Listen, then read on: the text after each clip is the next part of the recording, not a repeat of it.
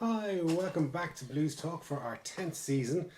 John, Dave, and myself are going to look forward to all of Ireland's games in the World Cup. Of course, review our match against, who did we play last weekend, lads? Scotland, of course. Review the Scottish match, and of course, look forward to the Pro 14, which is about to kick off at the weekend.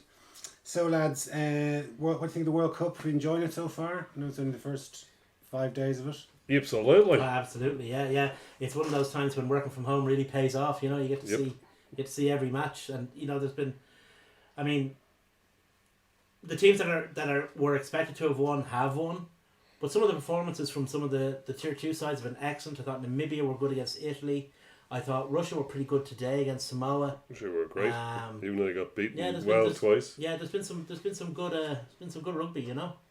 Yeah, I was particularly impressed with Russia because they are definitely the bottom basement team in the competition. They only got in because 2 or 3 other teams made an arse of it. Yeah. So they are expected to do nothing, and they're really competitive. They're 7. I'd sign him. Yeah, he's superb. Yeah, absolutely superb. Yeah, I'd sign him up tomorrow because if you look at his physique, he's not a gym bunny. He's just naturally an animal. If you got him in a gym and got him doing professional training, eating the chicken breasts in Russia, don't they? I mean, you know what I mean. They do, but they don't have the tradition. Okay, that's fine, but we've only got, I don't know, maybe 80,000 players here. Like 80,000 people in Russia is a tiny percentage of the population. Well, apparently next season they're starting their academy system. They don't have an academy system. I mean, they've got 8 professional clubs, but they don't have an academy system. So they're starting that next season, and that'll make a big difference to them if they've got a constant stream of players coming through. We know ourselves what difference a academy system can make. Just when I heard an interview with Graham Roundtree talking about Georgia, and he was saying they are getting a few more games against tier 1 nations, but the issue is that he doesn't have the players long enough because they're all over the shop, in France, Wales, England, and so on. So he just can't. He just doesn't get the access to the players, and I suppose similarly to Fiji and the other Pacific islands. All the tier 2 teams pretty much. Yeah, I think is it Tonga or Samoa? I can't remember, but the second biggest export in terms of revenue back into the country is rugby players. Yeah. Because they send the remittances and they send money home. Yeah. And it's the second biggest export. I can't remember if it's Tonga or Samoa, but it's one of them anyway. And that just shows what a significant part of a country's economy that can be.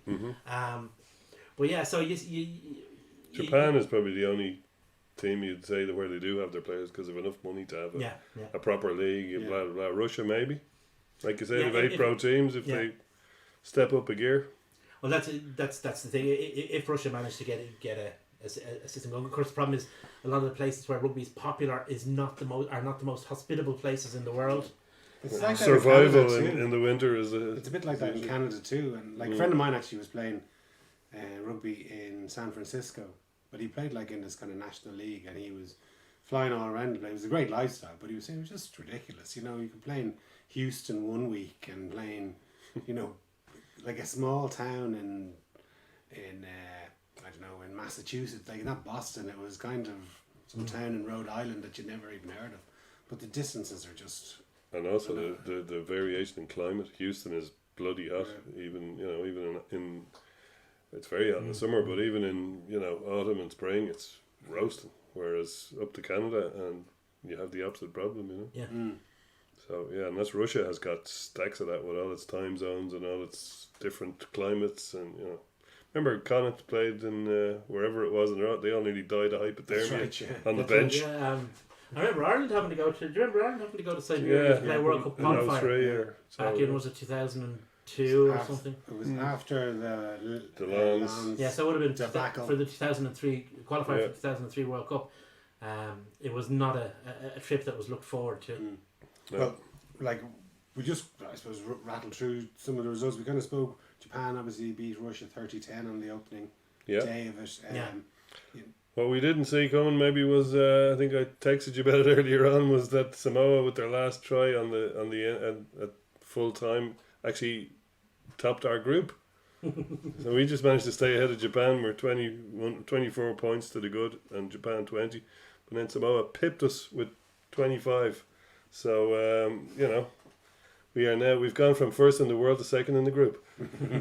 Just like New Zealand. Mighty have fallen. Just like New Zealand. Saturday, like they kind of billed it as Super Saturday, and it really was. It was Oh, it really was. Yeah. and you know, like top level clashes. I've been listening to quite a few podcasts, you know, and a lot of the journalists that are in Irish media, I suppose, are either Gaelic fans or soccer fans first, and then obviously the World Cup comes along, and they kind of have to report on rugby, but I don't think their heart's really in it, and I think they give it quite a hard time. But besides that, but it was great just to have that quality, because obviously that's one thing that they do slag off rugby about, is that there are only, you know, 8-9 teams that are competitive, and then the other 12 or so aren't. And then we've also got the case that, you know, only a small number of teams have actually won it. But to have those 6 games in the opening on the Saturday, Australia, Fiji, France, Argentina, and then the box against the Yeah, it was a good Saturday morning, you know, right? it was fantastic rugby, and like all the matches. Did you make it up for Australia, Fiji? No, I didn't. Well done, Dave. Well done. I had 3 different alarms set to make sure that I did get up for it, and I just got up in time for the Sibby, so I was quite pleased with myself. So I just made it in time for the about 73 minutes, but yeah, that was good enough. I thought that was impressive enough. Yeah, you were committed on a Saturday. And then Sunday, of course, we had Italy against Namibia. Again, as you said, Namibia were kind of put it up to Italy. I was up for that too. Yeah, I wasn't. I got that sort of the last 20 minutes, and then obviously Ireland's game later on. I suppose in turning our attention to the Irish game, were you nervous? Were you expecting that result or performance? Yeah, I mean, people seem to think there's been an attitude that this whole result came out of the blues from somewhere, but I mean, I've been saying for the entirety of this calendar year, that everything we did this year was going to be all about the World Cup. Yeah, and Joe Smith has alluded to that. Yeah, that the they Six put Nations, the Six Nations on. Six Nations was Less the entry point of the ramp. The warm up games were just another stage, and it was all about the World Cup. And I know people were disappointed after the Six Nations that we performed quite mediocrely, and that's fair enough. But the Six Nations wasn't a thing for us this year.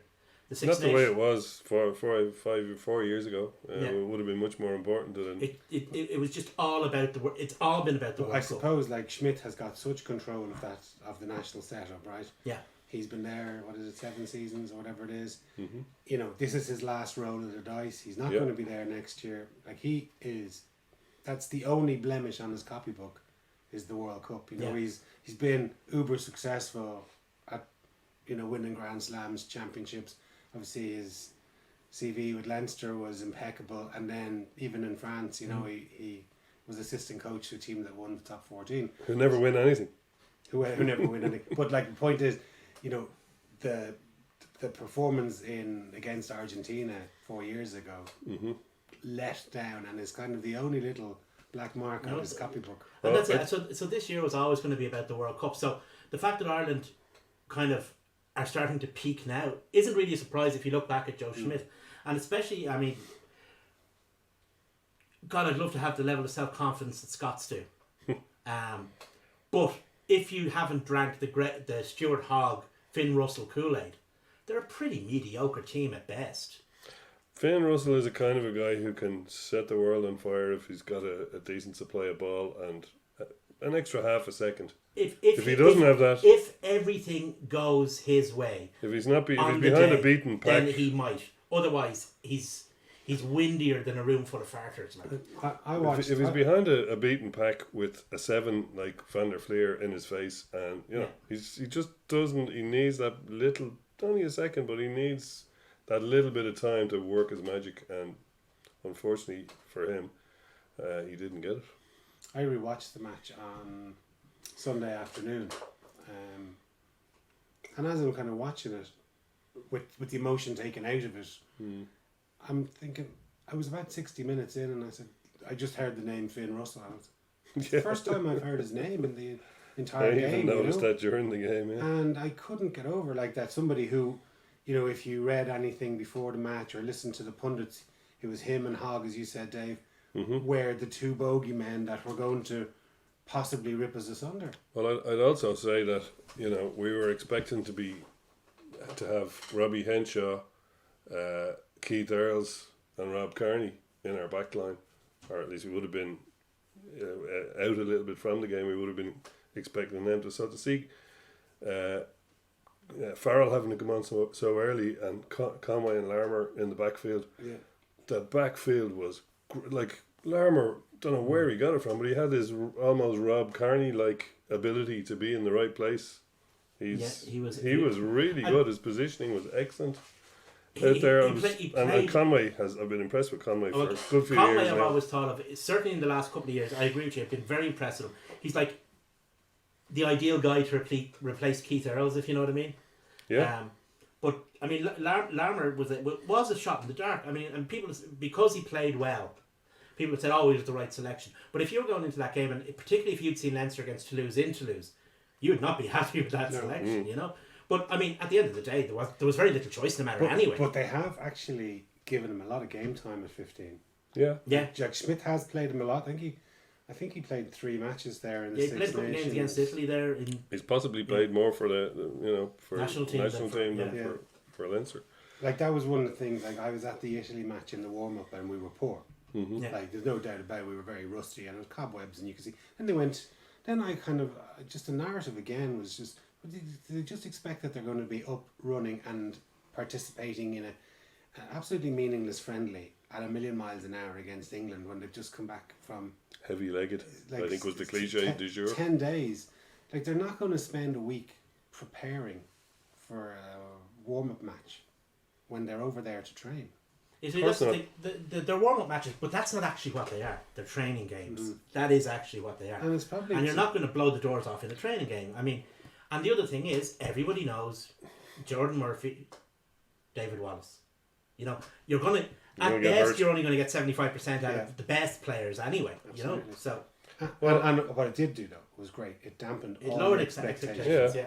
On that subject, you had guys like Billy Vunipola playing all those warm-up games. Now there's an injury-prone player who's central to England's, and he played. I think he played 80. Or maybe he didn't play 80, but he's selected again. Yeah. He's the England team came out today and he's selected again to start against the USA. Like, this is a guy who England have to be expecting to go all the way to the final, or at least the semi-final against New Zealand. They have a ridiculously hard run-in. They've got a relatively easy quarter-final, but their semi-final... Argentina. Oh, yeah, sorry. France. Well, that's what I was about to allude to. Where what did us the last time was having our hardest game of the pool last. Mm-hmm. This time we have our hardest game of the pool first, which there's a couple of things about it. One, it means you've got to peak a little bit at the start. Now, okay, Scotland are not... It focuses minds. It does, but... it has benefits. You can't just peak for you're not ramping up into the competition in a curve. You've got to be ready at the off. But the other side of it is... You have to get over that little hump at the beginning of the ramp to stop trolleys rolling back. That's it. Well, the last time... That's health and safety gone mad. As we all know, we got lashed out of it. Even though we beat France convincingly, we got lashed out of it with injuries, etc. And we had to go into the Argentina game shorn of some seriously central players. This time, England have that. They've started off with their couple of easy games, and then they've got France and Argentina. I think they're France last, so just like we did. So there's a hard. That's what you're alluding to, saying they've a hard run in. Like that's going up into their quarterfinal might not be so challenging. It'll be Wales or Australia, I think. So, but then they'll come up against if they get that far, they'll come up against the All Blacks. So that is. Yeah, you've got 4 weeks. Wales is a hugely hard game. You've got against a team that don't like. Yeah, them. that's. I mean, an Argentine. I mean, we know how much the Argentinians love the English. I mean, we really do. And you've got Argentina, France, Wales, Australia, and then the All Blacks, and then you've got to. If you get through all that, you've got to play a final. Billy Vunipola is. If you're playing him now against feckin' America after a 4-day turnaround, how are you expecting him to pitch up? England have 3 games. Well, that's it. So just to talk about Billy Vunipola. England aren't a one-man team, but they are a team whose plan A is based around one man, and that's Billy Vunipola. Well, we saw that in the matches that Ireland played against them that we've won. You take Vunipola out of the team, and it's an entirely different team. Oh yeah, Can be. The other thing is, I mean, England don't have it easy. I mean, there's all rivalries and stuff like that, but England have a lot of games against countries that actually hate them. Mhm. I mean, aren't rivals with them, hate them. Well, the thing The is, Argentinians hate the English. The French hate the English. they should have enough Right. class to The get past.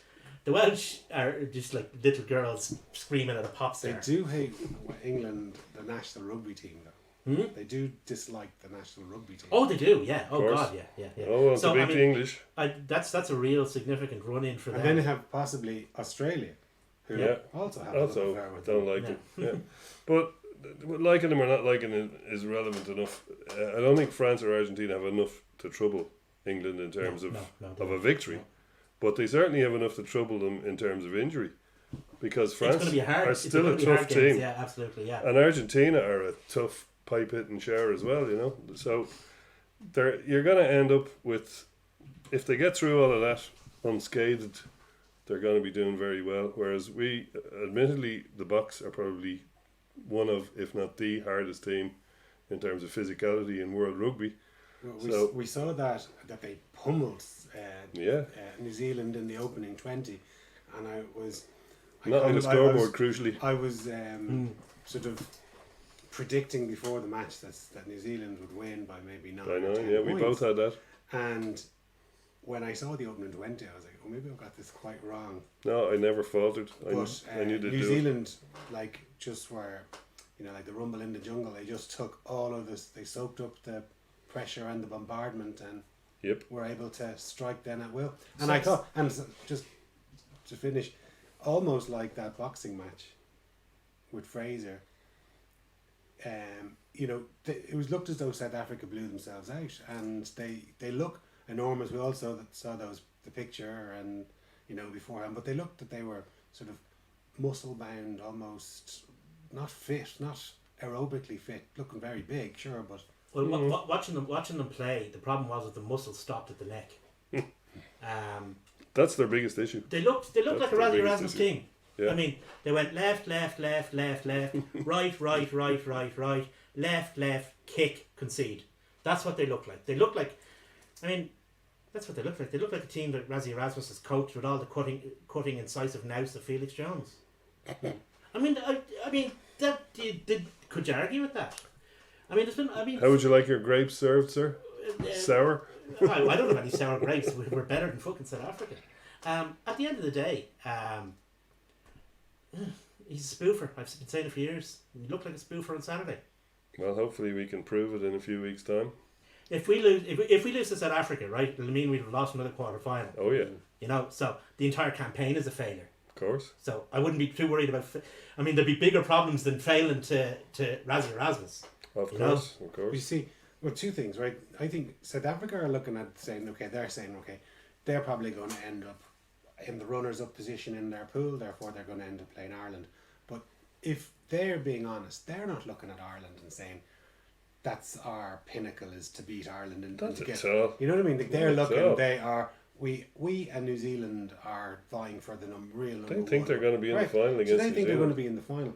Other point is, we only played for 40 minutes. Once the heavens opened, and like we just shut up shop. Yeah. So their video, and like you can pretty much write off the next 3 games because, It's not gonna be if full we're, teams. If we're going Yeah. to be honest about it, Ireland could nearly put one hand behind their back and beat these teams, right?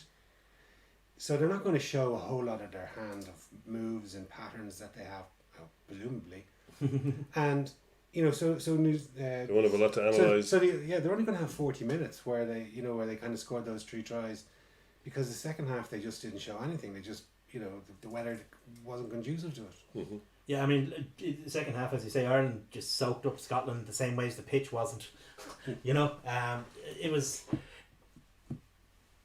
in a way, as a rugby match, it was a bit of an anticlimax because it was quite one-sided. Just talking about the scrum actually, and I was going to talk about Henderson and Ryan, insofar as I thought the selection and the controversy of dropping Toner was kind of justified in the way that we started to play the game. We're playing with far more athleticism.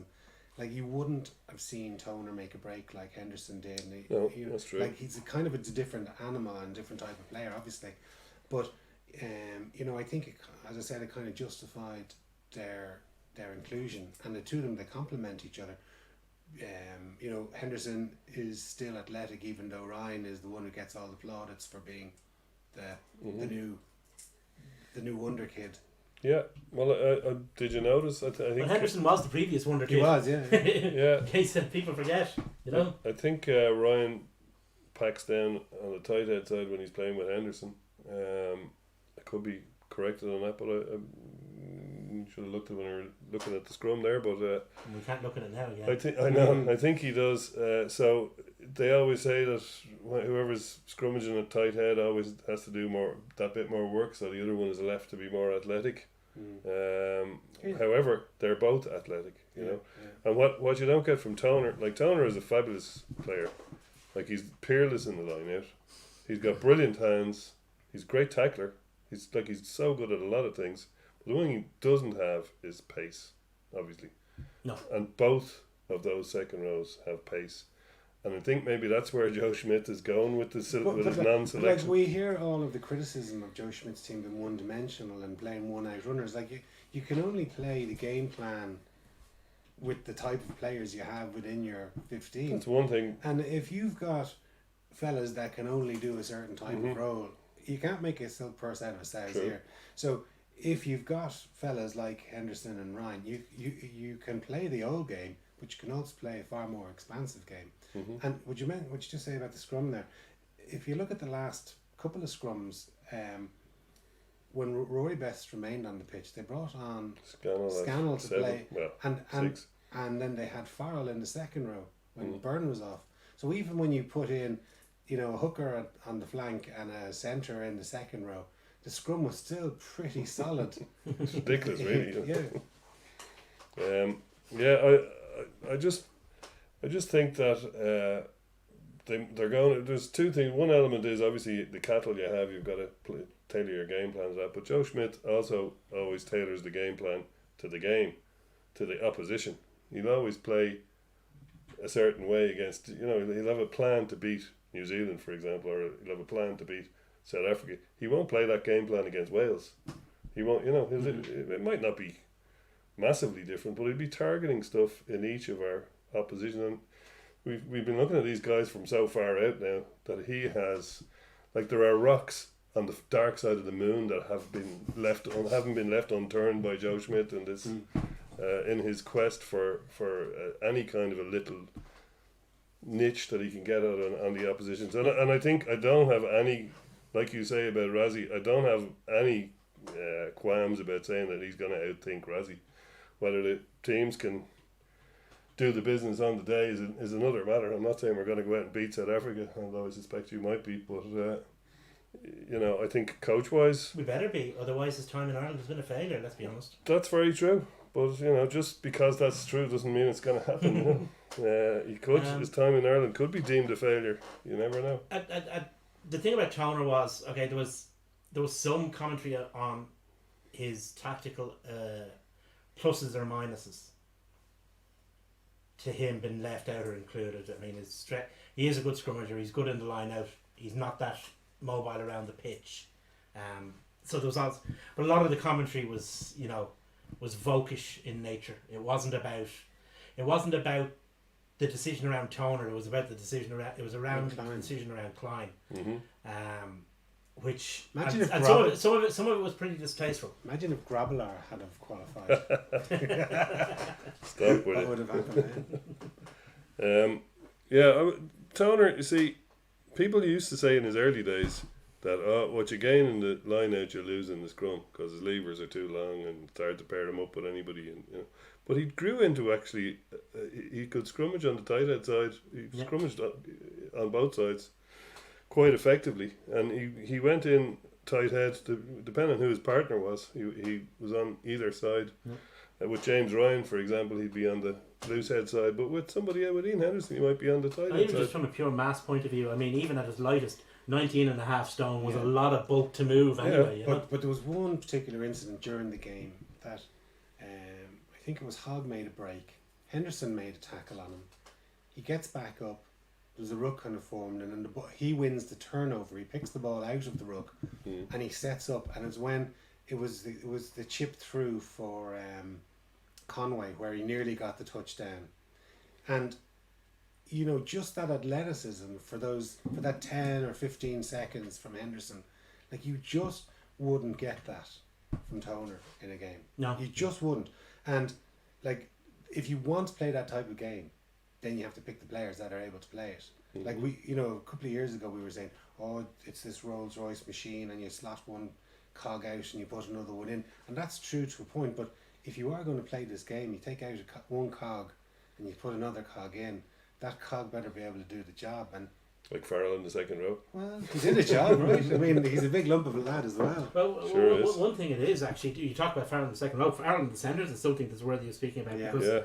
we That went, one little offload was we worth went the into price of we went admission. into the World Cup where maybe in a lot of people's minds the Irish centre combination first choice was Henshaw and Ringrose. Mm-hmm.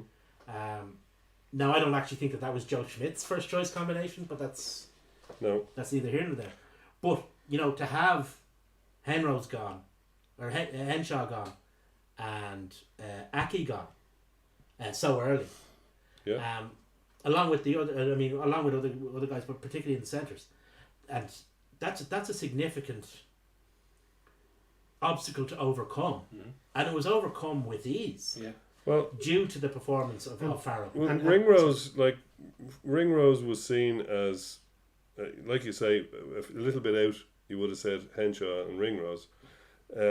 After the England game, it was people were saying, one of the Welsh games, people were saying, oh no, it's definitely Aki and Henshaw. Yeah. Aki and Henshaw are the men. Gary Ringrose is great, and then also the perceived wisdom would be that we've got three really good centres in Aki, Henshaw, and Ringrose, and then there's a bit of a drop off, and there's a few people around, and Chris Farrell's probably at the head of that pack.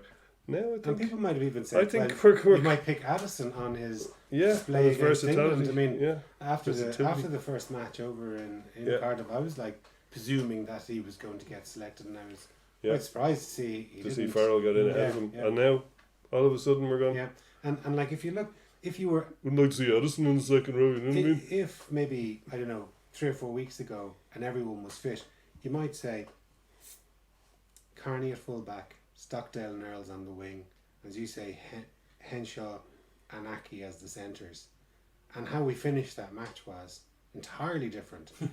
Like we were talking about the match against Argentina 4 years ago, where we had these 4 injuries and a suspension, or 5 injuries and a suspension, whatever it was. Like, there was almost as much of a reshuffle in that match Mm-hmm. as there was in the, and we still But came it's not through. as scary But it's now. not as scary because you say, well, Larmour has plenty of goes. He's got 20 or 18 caps or whatever. Well, he's coming into his third season as a senior professional. And, Yeah. and Conway similarly, he's not a rookie coming in like that. You kind of go, oh, hang on. Maybe Farrell is a little bit because he's only been around the last He's season. had injury trouble, But- anytime he's stepped up, Well, he is absolutely but it's kind of it's amazing the way that they've got these other fellas that can just slot in yeah. very quickly. Well, it's not amazing. No, probably not. I mean, we've all had our gripes. It's not May, it's Joe. We've all had It's our a gripes Joe about it, but this is at the end of the day, this is what Joe has pissed off so many people in order to get into the position where those cogs are available. So Yeah. if it works, it's going to be great. Mm. I mean, we get a World Cup semi final, and all bets are off. Yeah, But we have to get to that semi final. that's the hard bit. Yeah. I mean, there has to be a note of caution here. We've started World Cups well before. We started them poorly before, but we started them well before, and they've all ended up the same way. Yeah. Except for the ones that were even worse. We've never But started one with 31 players this good, I don't think. No, We've certainly had People would individuals. suggest that in 2015, in 2007, it was Ireland were one of the favourites to win the World Cup. 2015, we would have regarded that as a very, very good team. Chris Farrell or Darren Cave. For At the example. time, Look, I don't like to pick on any individual player, so I will. But there were Brian Carney. There was always a few players. Yeah, he did. He no, never he didn't- got off he the never bench. got off the Never- bench. Play, He never even got on the bench. I think Eddie Never O'Sullivan got kind of selected. had to bring him in order to justify the expenses, because I mean the IRFU spent a fortune on him. But isn't that good? That if you look at that's take your point, but that's whatever 12 years ago. Look at now. Fast forward. There's plenty of lads that are on big bucks, yet they're not. Like you know what I mean. I'm sure Ulster paid Marty Moore a fair few bob to take him out of a Wasps contract. You know, Addison, for example. You know, and I'm sure there's quite a few others that didn't make the selection. Yeah, you see, because Joe Schmidt isn't thinking about a 31-man squad. He's thinking about a 37-man squad that he might have to call on because he had to before. Yeah. I mean, we've had to call up guys at nearly every World Cup. We've had to call players up. So that depth is there. It's not just the 31. It's the 37. And a 31-man squad, actually, there's been some talk about thing that it's actually quite a shallow squad. I mean, just in terms of having 31-man World Cup squads. It is. Consider the numbers that, say, Clive Woodward took on the Lions tour, even the last Lions tour. You know, you're up in the 40s. The other side of that is that the tier 2 nations and below That's exactly it, yeah. can't resource 36 man or 40 man. They can't afford to bring them in terms of paying for their hotel rooms and all the bits and pieces. That's covered by World Rugby. Well, they don't have also, the players, John. They literally don't have the quality of players. That's where I go. They're bringing up amateur players already. It's like that Namibian guy. Was he from Namibia that was paralysed 20 years ago? No, you're talking about Max Brito, who played for the Ivory Coast, Côte d'Ivoire. Yeah, but you know what I mean? Imagine what that would be like now. Whereas it was only going pro in 95. Now ironically, he was one of the more experienced top level players in because he played in France. Okay. But yes, the point still stands though. Like I remember watching the first World Cup. Italy played against New Zealand. John Kirwan was just running through fellas like they weren't like knife through butter. Yeah. Famously against Italy in the opening. Yeah, I think they try. won 60 or 80-0 or some ridiculous score like that. 70, I think. Yeah, up around there. Yeah. I'd never seen it. I mean, just thinking back to that, when I first saw John Kirwan, I'd never seen a rugby player like that before in my life. And New Zealand went, how can we get that, only make it bigger? Yeah. I remember his fullback was Gallagher. I saw him play. Gallagher, he lined out for an Ireland. That's right, yeah. He was Irish qualified. Yeah, it was. I don't know what the match was. It was like some sort of trial match under Brian Ashton. He was actually from Donegal or somewhere. He was from Ireland, I think, and he had emigrated. He was in England for a while studying, and then he went on to New Zealand and ended up in the All Black. Is my memory of it. Could be he was back playing in England. He'd had a number of injuries, and he was around the time that he was trying to get into the Ireland squad, and he wasn't the John Gallagher that he once was. And it was at a time when you could switch nations because you could. So it was very unfortunate. I think he ended up coaching the Irish ladies team or something. Did he? One point, yeah, he was involved in Irish rugby anyway. He played for Blackheath, I remember. Yeah. In England. So anyway, we take on Japan. Like I mean, it's hard to kind of speculate what our team is going to look like when we do run out. But I just suspect that they're going to rest a fairly. Well, I don't think they will. Do you not? No, I think that the team will be in profile not dissimilar to the team that went out against Scotland. But if there were 50-50 calls, they'll go the other way. Because I think that obviously, you can't take Japan too lightly. They are actually quite good. Yeah. We've seen what happens if you take Japan lightly in a World Cup. Yep. Two, there's kind of obviously they are the hosts. So you have to show them some respect. And they've also got all the support, and And if you factor in the fact that they're quite good, and then there's guys you need to give runs out to, like if they're fit, and it's not the usual week too soon. You got Rob Kearney, Robbie Henshaw, Joey Carberry, maybe one or two others you want to give. Maybe Byrne a run. Earls.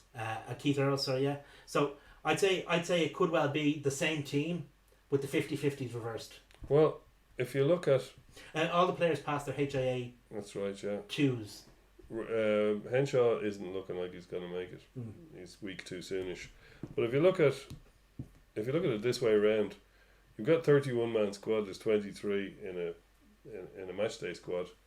So if you look at what 8 players you're going to not select, and if you pick the best, like it's going to be 4 forwards and 4 backs, pretty much.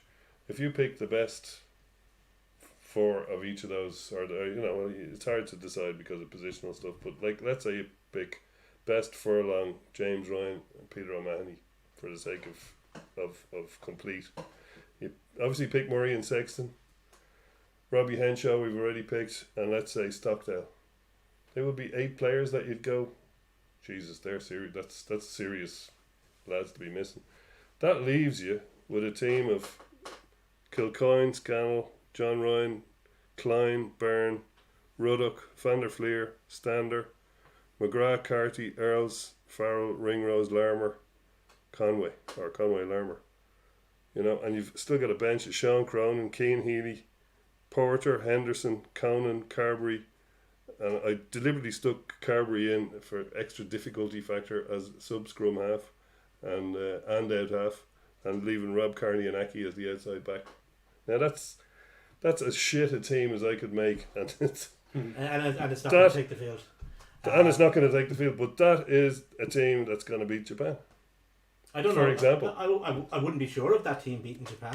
Do you remember in the 95 World Japan have Keith Wood dislocated his shoulder against Japan? Japan have spent the wealth of one of the richest nations in the world getting ready for these 4 matches. Absolutely. Take them lightly at your peril. I think we You wouldn't have faith in that team to beat Japan, no? No. Okay. I'm not saying it's going to be selected. I just deliberately tried to select as poorly as I could. It would be making yourself. Yes, I'd have faith in to beat Japan, but you're making yourself a hostage fortune. Of course. Where no need for such a situation exists. It was a technical I'd exercise. say they might go with McGrath, Furlong, and with Cronin in between them. Or Scannell. I'd say they might save Klein for later. They might use him against Russia. I think they'll use 2 out of the 3 from Saturday. I'd say that they're going to be a blend of somewhere between first and seconds in this game, and then in the last 2 games, I can see it's going to be more mix and seconds. match. Haven't seen Samoa's technique. I'd say the Expendables will be sent out against Big them. time. Yeah. Big time. And if you put out your first against Russia, like it makes them like Connacht beat Russia by 40 odd points. As did Jersey, I think. Hmm? Jersey beat them as well. As well, yeah. And they're down the bottom of they're in the so like, do you know what I championship. mean? It makes no one's a winner. Like it makes the competition look a bit of a farce if a tier 1 team puts 70 Absolutely. points on somebody. 142. We could beat New Zealand's record. But it does though. Do you know what I it mean? does. Yeah. Like maybe that's why Ireland have never won a World Cup, because we kind of have that, you know, like New Zealand are ruthless. Mhm. They put 142 points on you. The difference is New Zealand could pick a 15. Yeah, That's pretty much it's true. going to make the semi-finals of the World Cup, apart from their own. Yeah, it's true. But no, I think you do have to, and you know, you're building a campaign. You don't want to get guys up and then just drop them off, and because are they going to play again for another 2 or 3 games? You kind of ease But them you in want and to out. keep people motivated. Like you saw, like we've many times have we heard and read from the 07 World Cup, you know, where I think there was 5 or 6 of them, Quinlan included, who didn't even get the tog out. Yeah. And- Ferris, Quinlan and Carney. Yeah, you know, and I'm sure they were the most demotivated individuals and probably toxic in the camp. Possibly. You know, well, I don't know. Who I'm knows? only speculating that, but the point is. Neil Francis knows. Yeah. Didn't he say he was going to reveal all once the World Cup was over? Did. That team that I just mentioned, which, as I said, I only did it as an exercise to see what the worst team we could field out of the 31 players. And when I say worst, I mean, you know, in inverted commas. That's more like the team that might take the field against Russia. Yes, I would agree with that, and Yeah. possibly somewhere in between, or somewhere in between would be the team that would take the field against Samoa. We have the beauty of being able to, you know, mix and match. Like if somebody needs game time, let's say Robbie Henshaw hasn't played in the first 3 games. I'd say if he hasn't played in the first 3 games, You're gonna have to put him we in might again, have Addison available for selection He against. got injured. He got injured. He did, didn't he? Yeah. That's right. I Yeah. don't know how Lower serious, leg injury or Yeah. something. Yeah.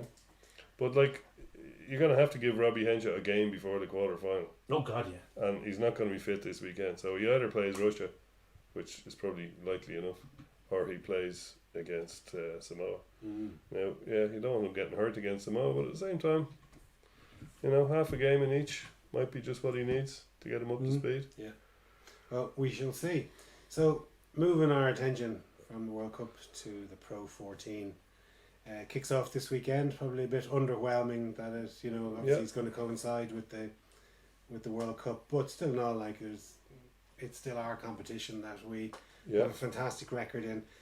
They've kind of rejigged the pools or the conferences. A couple of changes, I think, isn't there? Oh, there's several, yeah. We've got Ospreys in our group is probably one of the most significant, and Well, there are no real big heavy hitter meetings this weekend. The biggest one is probably Ulster at home to those Ospreys, which is double big because they're now both in the same conference. So that's a game that's important for both sides. So yeah, it probably is the pick of the weekend's games. I'm going to be away this weekend, so I'm not going to see a whole lot of rugby. I'll be seeing it on replay. But it's Very bad planning, John. it was bad planning, but the needs must. It's only Japan, Dave. No, I'll be watching it, just not live. So our game against Treviso, they're missing 15, I believe. We're missing 14 due to the World Cup and probably a couple more injuries. What's his name is over? You pointed that out today, Jason. Fardy is over in over Japan. for an anniversary thing. Yeah. He was on Off the Ball, been interviewed from this. The town. It was the town that he played in. Right. And it was when the earthquake happened, I think 8 or 9 years ago, and a tsunami then, sort of, I think 1,000 people in the town died. But anyway, I heard he got stuck in and did all the rugby team did, and they all got stuck in, and like the club said, lads, if anyone wants to head off, go home and fly back to New Zealand or Australia, off you go. But none of them did, and they all stayed around and rolled up their sleeves and sort of helped unload trucks with food and all the rest of it, So anyway, they have that town is a small town, but apparently it's the heartland of Japanese rugby is in this particular town or this particular area, and they're hosting one of the Uruguay Fiji match has been in that city, so that's right. Yeah, that's why he's going Tomorrow morning. Yeah. We actually have a couple of questions, which is kind of. Wait, hey. Well, we start out. No. Do you want to go back to the questions if they're about the Yeah, I think so. Yeah, they're about Pro 14. Oh, really? Okay. Yeah. Far away then. Well, Mick Thompson says, "Hi guys, long time caller, first time listener." Yeah, we're used to Mick. And he says, "Which player in the squad is putting the best chance to put a case forward for staying in the team when the big boys return from the World Cup?" I think we really have to see them play some rugby first of all, to be honest with you. Yeah. It's hard to know. There's one lad that I'm looking forward to seeing is Penny. Yeah. Penny. Yeah. So I'm thinking of him today. When we saw him playing for the under-20s and his couple of cameos for the first, like, he looks a super player. He's a killer. We had to wave goodbye to Shawnee after whatever number of years playing for us there last season. Penny actually has a twofer, because we're obviously Sean has left, Josh is away, so there's opportunities there, and the other thing is Dan is out. Yeah. For the season, there's opportunities there, and finally, he's a really really good player in and of himself. Yeah. He'd be challenging for a position anyway. So himself and two tall Connors are the big so sevens. It's really just a matter of we have to see them play. I mean, the only game of any kind of significance we've seen has been the game against Canada. When they played really really well for most of it. Yeah. Well, like another kid is, I suppose, Ross Byrne's brother, Harry. Yeah. He's looking he good. might have an opportunity now with Frawley out injured. Yeah. He's out for 6 weeks, I think. Yeah. But big brother Ross is missed the cut in favour of Jack Carty, so Ross is likely to be the starting out half, and probably Harry on the bench, because there is nobody else. There's anything else, yeah.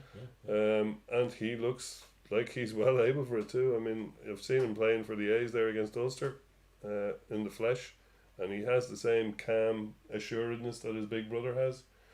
He has the crossfield kicks. He has the he's like a he's like a quicker version of his brother. Exactly. Yeah, significantly, in fact. So that might, when he gets up to a higher level, that might come into play. Who knows? Ross obviously has 3 years or whatever he is older, 4 years on him, but he also has that amount of experience, which is huge. So I'd say it could take Harry quite a while, whether he catches him or not. It's going to take him a while, but from what I hear of him, he seems to be well up for the battle anyway, well up for the challenge. Yeah. So there's two great young players to be looking out for. And I mean, you've got all the guys like Lowe and Tamani and Fardy and obviously Toner who missed out in the World Cup. You've got all these cracking players We have a still. very strong squad for this part of the season. It's ridiculous. Yeah. So One thing that I was a little bit underwhelmed with was our signings for next season or the season. Signing, yeah. Like there was obviously we do have that production line that comes through the academy, and now they've got the new centre of excellence that's just been opened up in Donnybrook. But like we do have sort of a production line that we do regenerate ourselves. But we only brought back Kelleher from Connacht. Yeah. Fardy has re-signed. Yeah. But like that was it, really, wasn't it? I don't think anyone else came into the squad. And we still have ridiculous depth. Mm. Like we're beating the crap out of everyone in the Celtic Cup. Now I know it's only a development competition, but like we are treating it as one, and we're not playing any. I think there have been 4 players in the whole thing that have played that are not in the academy or underage, if you like. So the fact that we're 5 bonus point wins from 5 games in that competition. It speaks volumes about what we have coming through the academy. I mean, you can't get too far ahead of yourself. These things can change, but on the ground, it's looking like we won't need foreign signings any day soon. It's always nice to have 1 or 2. It's always nice to get a bit of perspective into the squad, get somebody from another country to a different gene pool, as I like to say. with just a few different ideas on training or on whatever, right? Because if you're all a team, intellectual gene pool is what I was referring to. Yeah. that's it. So it'll always be nice to have 1 or 2, but they won't be. We won't really need them to carry our team. Like back 10 years ago, before we won a Heineken Cup, we needed to have 5. We had 6 at one time. We needed them all. They were necessary. Some of them weren't even absolute top line players, but I mean, we had Cameron Jowd at one stage, and I think he finished up around 08. Scored that famous try against Toulouse in the quarter final. Yeah, I think he got around another year. I think he ended up in he did, with a Heineken Cup winners medal. Did he? Oh, did he? Yeah, I think so. Yeah, maybe. Not entirely sure, but I think he did. But like that's the kind of foreign signings we were looking at 10 years ago. And then all of a sudden we stepped up a gear and went Rocky Elsom, Issa Nasewa, CJ Stander, but we still had the what was your man's name, the South African prop who hardly ever played for us. CJ van der Linden. No, the other one. Max van Dijk. No, before him. Harry Vermaas. No, he's a hooker. He also played prop. That's true. His name will come back to me, but So was he South African? he was South African, yeah. Cap. He red-haired guy. Stephen Knoop. That's the one. That's Right. it. Like we still had signings like that. Well, we coming signed from him from overseas. Connacht True. as an international, True. an Irish international. But he was a South African, nonetheless. He played for Ireland. Yeah. Did he? He played on one of those interminable, Kind of against America or something. yeah, like that? when the lines were away kind of tours. Okay. He was a good player, but he was didn't a play for us much really good player, because of but he injury. had terrible back injuries. I remember him playing for us against Toulouse in Dublin in 08. No, yeah, 08 in the European campaign. Remember that European campaign was eminently forgettable. Toulouse, Leicester, and I forget. Yeah. But him and I think it was Stan were the front row, and they absolutely munched Toulouse alive. Stand on the loose head. Yeah. Yeah, he was a great prop, but never fit long Yeah, enough. just very unfortunate. But there were guys. I mean, all the other guys I mentioned would be more fitting to. Max van Dijk, I think, ended up playing with Toulouse. Is he in the World Cup squad? Is he in South Africa's World Cup squad? No, surely not. But he played for Toulouse. He was on the I Toulouse remember bench that. against Right. us in the I semi don't think final. it's ever going to get near him. South Africa. God, you never know. I mean, Razzie Rasmus is in charge. But like, Harsh. the level But of fair. the standard of signing has dramatically. I mean, you can remember your man Byrne. Was it Burns? Adam Byrne. Adam Burns, Burns, like yeah, the he second played row. for Russia. You know what I mean? Yeah. I remember And you had, you were there that day. Wait, when Leinster played Queensland Academy in Coolmine. Do you remember that? Leinster A against I wasn't at the Queensland game, yeah. Academy. Or New South Wales Academy, one or the other. New South Wales, I think. And we were standing on the pitch and Adam Burns was doing his thing.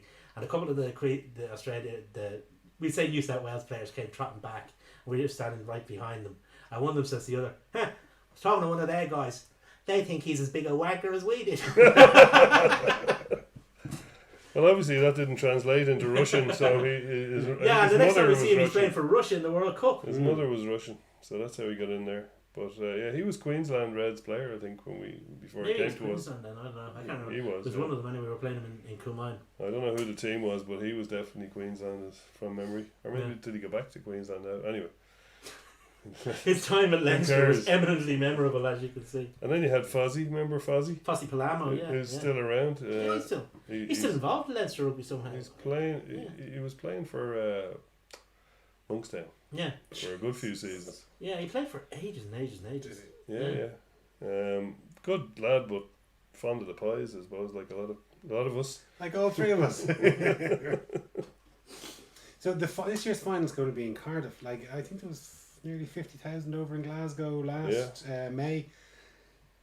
I'm not too surprised. Like, they haven't had it in Wales since. Well, they had a Celtic Cup final there. They bloody wanted it. I mean, No, it was they're each selling city out has the- Bid for it. Each city has to bid for it. They're yeah. selling out the Millennium Stadium for the monster trucks every, and I'm sure that cuts the shit out of the pay. But that's the reason cited every year why they don't get the Pro 14 in there. And also, I suppose it's a big stadium. It's 75,000 or something, is it? The Millside, yeah. Yeah. Principality. So But what's the Cardiff? It's probably 35. 33, I think, 33, is it? 33, yeah. So it's It seems light. Light in terms. It seems limited in terms of ambition. But if, anyone in Wales will tell you, sure, nobody will go. But if you got two non-Welsh teams there, Yeah. Like, I went over to the match in Glasgow and there was fatigue from Leinster fans. yeah, Undoubtedly, Done the because Saracens thing.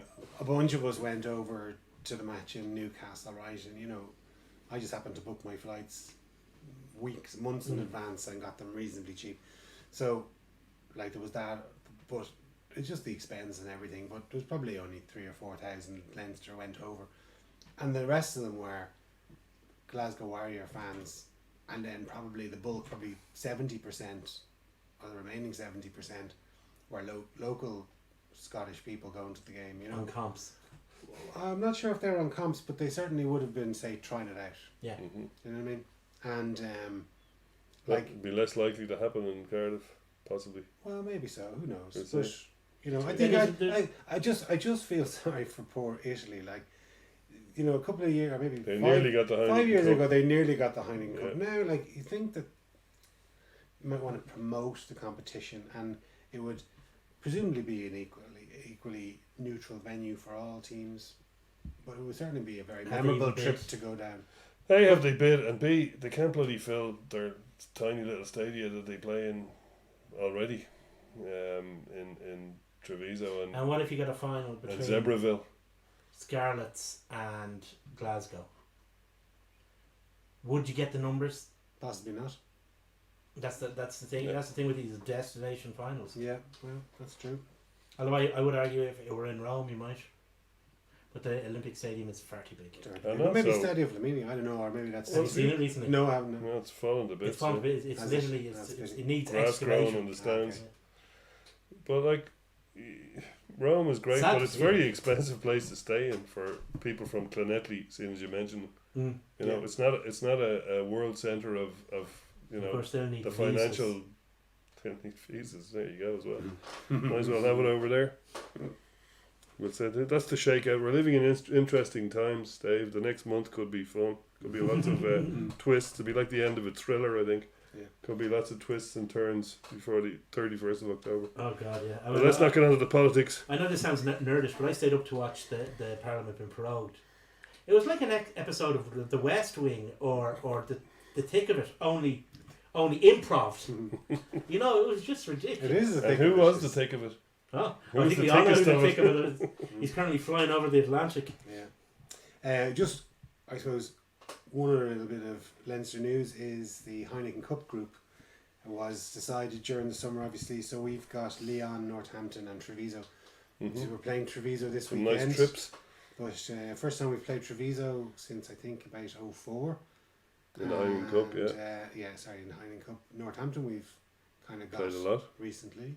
Sick and tired of.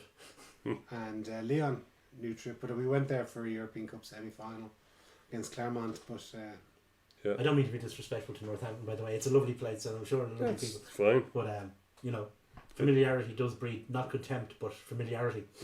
Well, it's not exactly you know, the flesh pots of Europe, is it? No, it's not even the flesh pots of the UK and Ireland. anyway, do you have any more questions, Dave? Yeah, we have a question from Brian Hughes. Not so much a question as a statement. He says, spare a thought for Barry Daly, Yeah. poor fecker, which is very, very true. Every time that guy gets a break, He gets another one. he gets on his another leg. one. He's really unfortunate. He's a super talented player as He was well. the highest scorer in Leinster and the Pro 14 last season. Was he really? Yeah. Yeah. There's a shocker. Alan Kavanagh says, do you think we'll hear anything funnier this year than Scotland believing they could win the Rugby World Cup? Leave the poor Scots alone. They've enough to be dealing with. It was, God love them. yeah. Do you think they were a disgrace, or is that too strong? Were they a disgrace? Well, I know it was. I've read. No, they weren't a disgrace. They were They were ill-equipped to be dealing with military medium Scotland. what they came up with, what they came up against. That's Scottish teams. I mean, They flatter to deceive. Every so often they kind of have one performance, don't they? They like that match against England. But usually Twickenham. when somebody is taking them lightly, which we were never going to in a World Cup pool match, you know. I mean, this happens with Scotland, and it happens with Glasgow as well to a certain extent. You get 6 months of hype about Hogg, about Russell, about Johnny Gray, about. Who are all cracking players and all But at that. the end of the day, the Glasgow player I worried about most was DTH Van der Merwe, and he's from fucking Canada. You know, that's the reality of it. He's the one guy who'll actually hurt you, as opposed to look like he's going to hurt you. Do you think there's a possibility of Japan turning them over? Yeah. Yeah, and it's the very last game of all the pool games. Yeah. I think Which is that, like I was interesting. saying about Japan actually and stuff like that. I think that they may have thought that Ireland was the game they were going to target, and I think they'll have rejigged their plans. Well, I think they will ruthlessly target the Scotland game now. as Mike Ross famously said today, Japan are worried, and they're complaining about Cian Healy scrummaging. He said, anytime I scrummage with Cian Healy, I didn't think he was illegal enough. You know, you can never If be he's- legal enough. If he scrummaged a little bit less straight, he would have made more headway. So there you go. Mike Ross says it's a sign that Japan are shitting themselves over our scrum, which fair enough. I am too if I was Japan. Well, my boys. Oh, sorry, what's that? What's that appeared on the screen? Sorry, what's that? It looks like The day job is coming in, is it? somebody's inserted an ad for the Dunleary Vinyl Festival. Well, what's that about? On 1st, 3rd of November, good time. Oh, look at that lineup. Horselips, Joe Wobble, Vicky McClure from Line of Duty, Liam O'Mahony from the Horselips, From the Horselips? Noel Hogan from Cranberries, I am. Damien O'Neill from the Undertones and That Petrol Emotion. Wow. I'm really glad with the 30 That grand looks they brilliant. paid to put that That there looks too. brilliant. I really hope people go to that, and tickets are available on Eventbrite or for Vinyl Festival. According to that, I don't know. Oh, we've got our screen back. The hackers have obviously gone away. Well hacked. Well, anyway, boys, as ever, thanks very much. And if you are free on the 1st to the 3rd of November, head along to Dave's festival. Also, if Russian you, Dave. He's not going to shut up about it.